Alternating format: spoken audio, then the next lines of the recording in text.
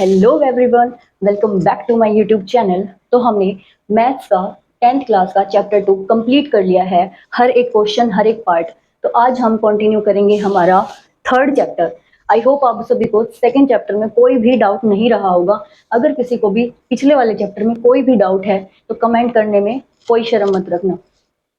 अब हम शुरू करते हैं हमारा चैप्टर थर्ड। चैप्टर थर्ड का नाम क्या है?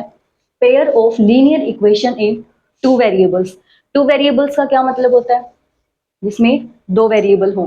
वेरिएबल क्या होते हैं? जो वेरी करते हैं, मतलब जिसकी वैल्यू फिक्स नहीं है।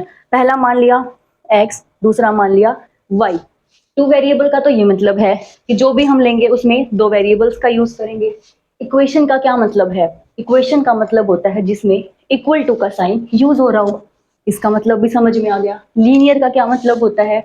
जिस भी पॉलिनोमियल की हाईएस्ट पावर यानी डिग्री 1 हो उसे हम क्या कहते हैं? Linear polynomial. टू वेरिएबल भी समझ में आ गया, इक्वेशन किसे कहते हैं वो भी आ गया, लीनियर भी समझ में आ गया। अब ये पेयर का क्या चक्कर है? पेयर का क्या मतलब होता है? पेयर मतलब जोड़ा। अब हमें पेयर लेना किसका है?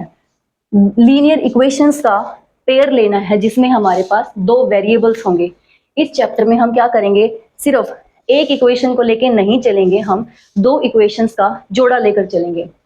पहली इक्वेशन हमने लेट कर ली a1x plus b1y is equal to c1। हमने पहली लीनियर इक्वेशन मान ली ये, एंड सेकेंड लीनियर इक्वेशन क्या मान ली? a2x plus b2y is equal to c2। अब हमें इस पूरे चैप्टर में पेयर में इक्वेशंस लेके चलनी है, इसीलिए इस चैप्टर का नाम क्या है? Pair of linear equations. और हमेशा याद रखना, जैसे ये क्या है? एक लीनियर इक्वेशन है। लीनियर इक्वेशन का जब भी हम ग्राफ बनाते हैं तो वो हमेशा क्या देता है? एक स्ट्रेट लाइन देता है, मतलब एक स्ट्रेट लाइन आएगी। ये चीज याद रखनी है, linear equation always gives straight line graph. अगर हम इन दोनों लाइंस का ग्राफ बनाएंगे, अगर हम इन दोनों इक्वेशंस का ग्राफ बनाएंगे तो हमें क्या मिलेगी? हमें एक स्ट्रेट लाइन मिलेगी। यहां तक कोई डाउट है? आई होप नहीं होगा। तो हमें पूरे चैप्टर में तीन मेथड्स का यूज करना है। पहली एक्सरसाइज में इन्हीं दो इक्वेशन में से हमें x और y की वैल्यू निकालनी है। पहली एक्सरसाइज में ग्राफ के हेल्प से निकालेंगे, दूसरी एक्सरसाइज में सब्स्टिट्यूशन मेथड लगेगा और थर्ड एक्सरसाइज में एलिमिनेशन मेथड लगेगा। तीनों के तीनों मेथड से क्या आएगा? आंसर सेम आएगा। हमें अगर दो लीनियर इक्वेशंस का पेयर दे रखा है, चाहे हम ग्राफिकल मेथड लगाएं, चाहे हम सब्स्टिट्यूशन मेथड लगाएं, चाहे हम एलिमिनेशन मेथड लगाएं, आंसर जो होगी हमारी x और y की वो तीनों मेथड से हमारी सेम आएगी। वो हमारा कंफर्ट है कि हमें कौन सा अच्छे से आता है। जब तक क्वेश्चन में गिवन ना हो कि इस मेथड से करो, हम अपने कंफर्ट के अकॉर्डिंग कोई भी मेथड लगा सकते हैं। तो अब हम स्टार्ट करते हैं इससे। नेक्स्ट हमने देखा कि इस चैप्टर में हमें लीनियर इक्वेशन तो लेनी है लेकिन पेयर में लेनी है। तो पहली लीनियर इक्वेशन क्या है? a1x plus b1y is equal to c1। दूसरी है a2x plus b2y is equal to c2। इसके बाद क्या स्टेप होता है? हमें चेक करना होता है a1 बाई a2 करके, फिर b1 बाई b2 करके। अगर जो भी x के साथ, फर्स्ट इक्वेशन में x के साथ जो भी कोफिशिएंट है वो क्या है? a1, और सेकंड इक्वेशन में x के साथ जो कोफिशिएंट है a2, हमें इन दोनों को क्या करना होता है? डिवाइड करना होता है। ऐसे p बाई क्यू के फॉर्म में लिखना होता है इन दोनों को। अब a1 बाई a2 करेंगे, अगर वो नॉट इक्वल टू आए b1 बाई b2 करने से, तो हम क्या कहेंगे कि जो भी लाइन बनेगी वो क्या करेंगी? आपस में ऐसे इंटरसेक्ट करेंगी, यानी एक किसी भी एक पॉइंट पे वो काटेंगी। अगर ऐसी कंडीशन बन रही है a1 by a2 not equal to b1 by b2, तो हमारी लाइंस कैसी बनेंगी? इंटरसेक्टिंग लाइन, यानी किसी एक पॉइंट पे वो आके मिलेंगी। अगर सिर्फ एक ही पॉइंट पे आके मिल रही हैं तो हमें क्या मिलेगा? एक यूनिक सॉल्यूशन मिलेगा, यानी एक ही पॉइंट मिल रहा है जब दोनों लाइंस का, तो हमें एक ही सॉल्यूशन मिलेगा और वो क्या होगा? यूनिक होगा।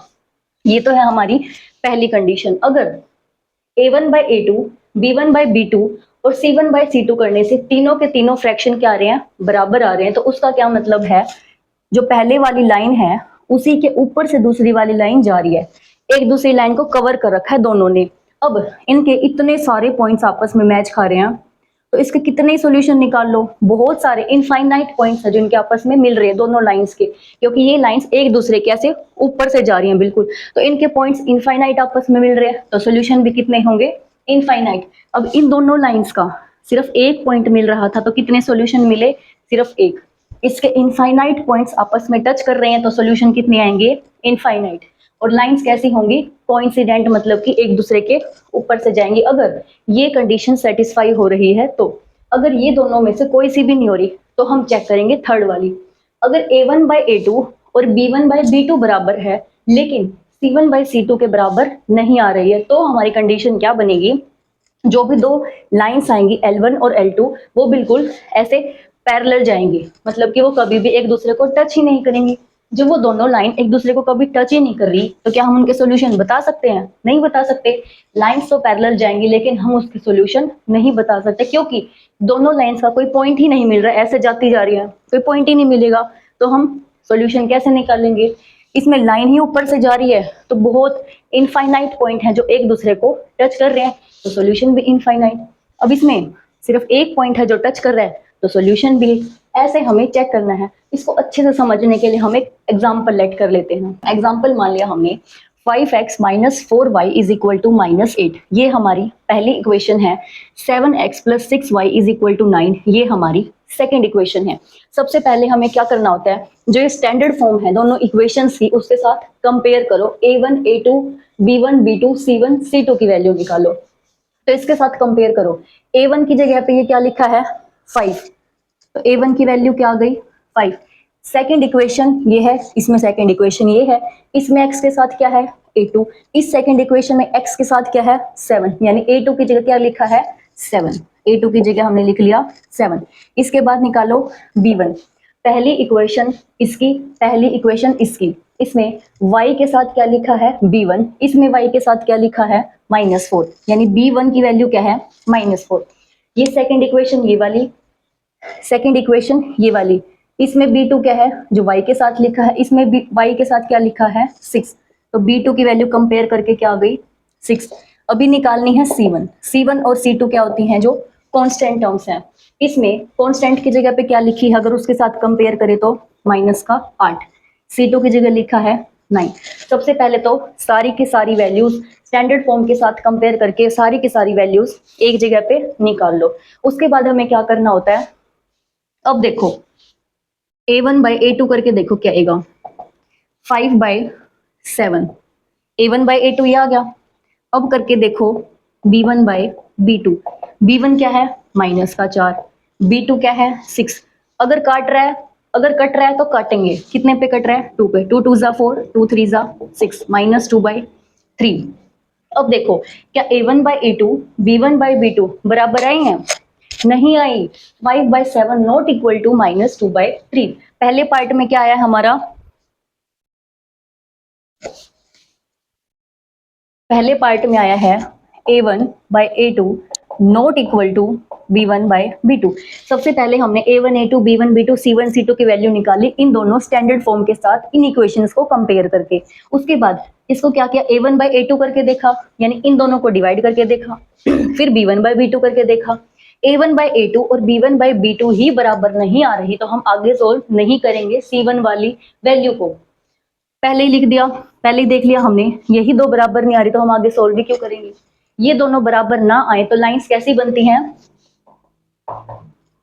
Intersecting lines. इंटरसेक्टिंग लाइन कैसे? ऐसे, और एक पॉइंट पे मिलती है। अगर एक पॉइंट पे मिले तो कितने सॉल्यूशन आते हैं? Unique solution. बस हमें ऐसे करना है। स्टैंडर्ड फॉर्म के साथ कंपेयर किया, a1 a2 b1 b2 c1 c2 की वैल्यू निकाली। उसके बाद a1/a2 किया, b1/b2 किया, c1/c2 किया। अगर a1/a2 b1/b2 के ही बराबर नहीं आ रहा तो हम c1/c2 वाले स्टेप तक नहीं जाएंगे। पहले ही बता देंगे कि यही दोनों बराबर नहीं आ रहे तो मामला यही खत्म कर दिया कि इंटरसेक्टिंग लाइंस बनेगी। एक पॉइंट पे मिलेगा, एक पॉइंट मिलेगा तो यूनिक सोल्यूशन होगा। ऐसे ही हमें सारे क्वेश्चंस में चेक करना है। आई होप आप सभी को ये तरीका समझ में आया होगा।